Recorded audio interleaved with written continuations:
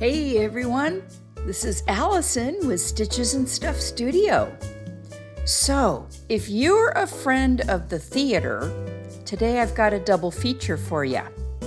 If you're a fan of baseball, I have a double header. Anyway, I'm starting off with two 100% cotton white t-shirts that were washed, soaked in soda ash, and then spun until they're just barely damp. I'm using 8-inch straight forceps to very carefully pleat the shirts. I started out with 8 pleats and then split them and added more pleats as necessary just to keep the pleats all about the same size. The shirt that will be ice dyed is inside out and face down. The shirt that will be liquid dyed is simply face down. I didn't realize until I was done filming that even though I spun the shirts in the same direction, the spirals are opposite directions because one of the shirts was inside out. Hey, I learned something.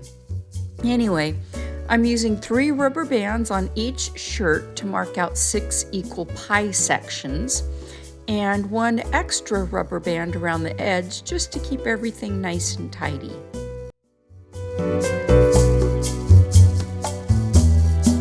Now it's time for the dye.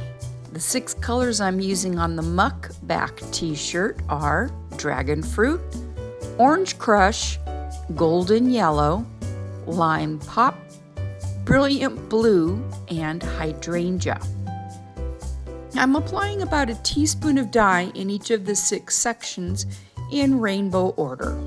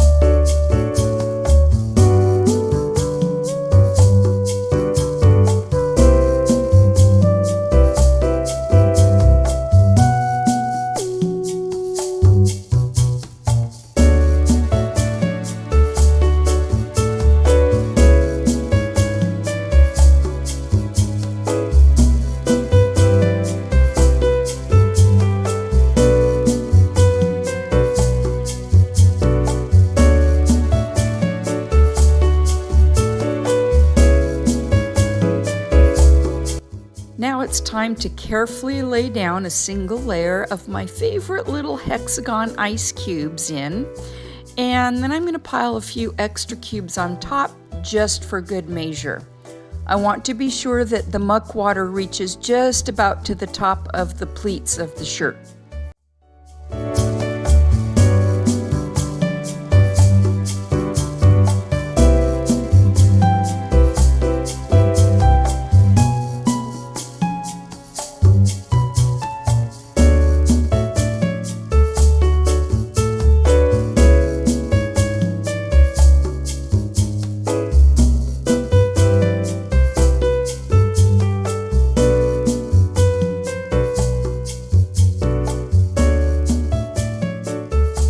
Now it's time for the black back shirt.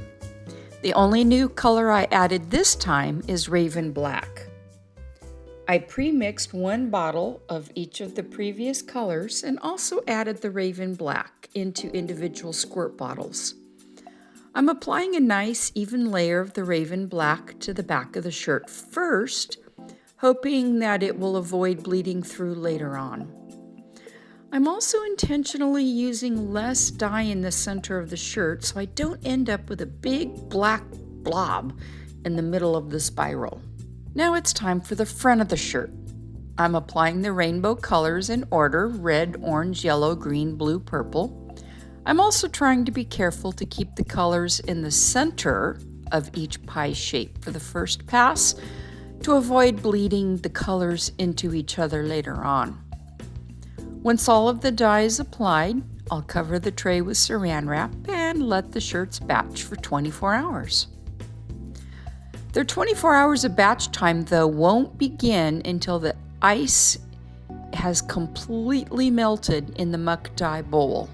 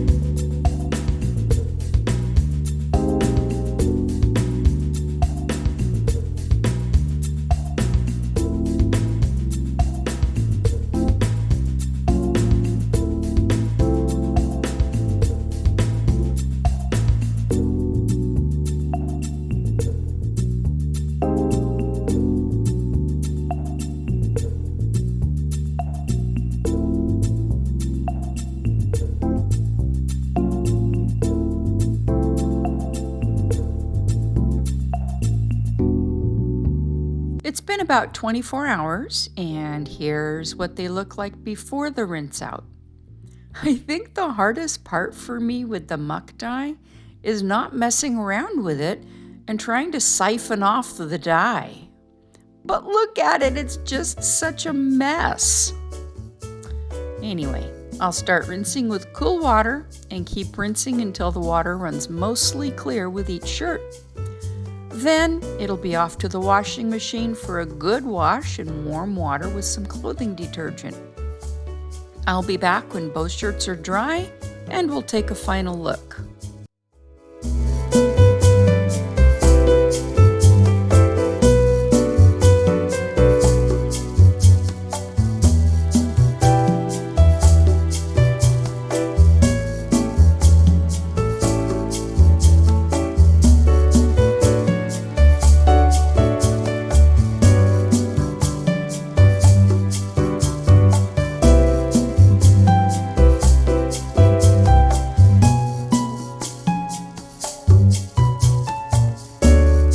Well, here they are.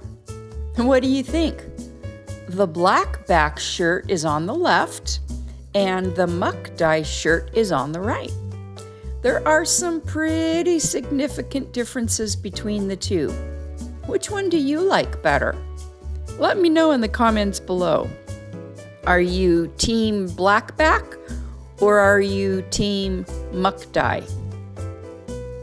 As always, Please be sure you've subscribed and tapped the bell icon for future notifications.